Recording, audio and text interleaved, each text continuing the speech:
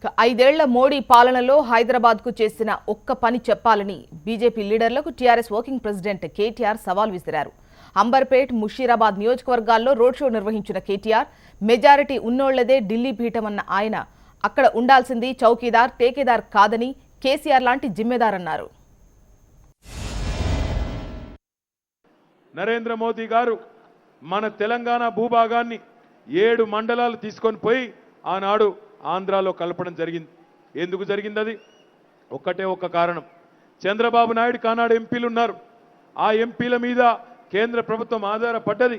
కాబట్టి మనకొక్క మాట కూడా చెప్పకుండా మన తెలంగాణ భూభాగంలోని 7 మండలాలు తీసుకొని ఆంధ్రాలో కలపడం జరిగింది.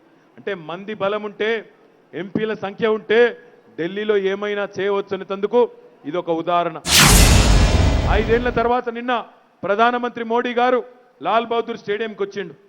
వస్తే నేను అనుకున్నా ఏమన్నా చెప్తాడేమో, తెలంగాణకి 5 ఏళ్లలో ఫలానా పని చేసినా మళ్ళా గెలిపిస్తే ఫలానా పని చేస్తా అని చెప్తాడేమో అనుకున్నా.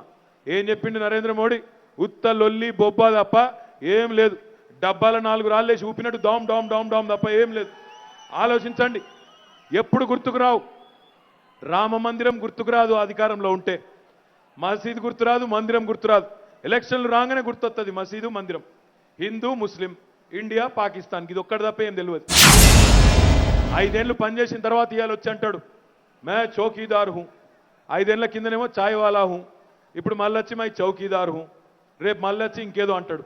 నేను అడుగుతున్నా ఈరోజు, ఒక ఆయన చౌకీదార్ అంటాడు, ఇంకొక ఆయన రాహుల్ గాంధీ మా ముత్తాత ఈ దేశాన్ని ఏలిండు, మా నాయనమ్మ ఏలింది, మా నాయన ఏలిండు, మా అమ్మ నడిపింది, కాబట్టి దేశానికి నేను టేకేదార్ అని చెప్పి రాహుల్ గాంధీ అనుకుంటా ఉన్నాడు. ఒక ఆయన చౌకీదారట, ఇంకొక ఆయన టేకేదారట. ఈ దేశానికి వీళ్ళే ఇద్దరే ఉన్నారు, ఇంకెవరు లేరా?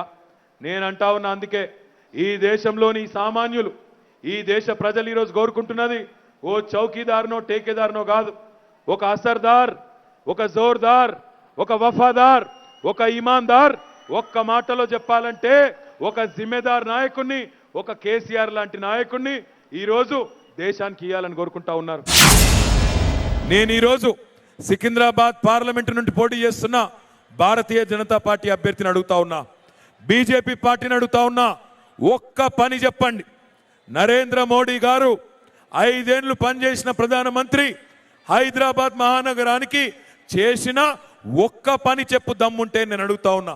హైదరాబాద్ మహానగరానికి కానీ సికింద్రాబాద్ పార్లమెంటుకి కానీ ఒక్క పని అంటే ఒక్క పని చేయలే.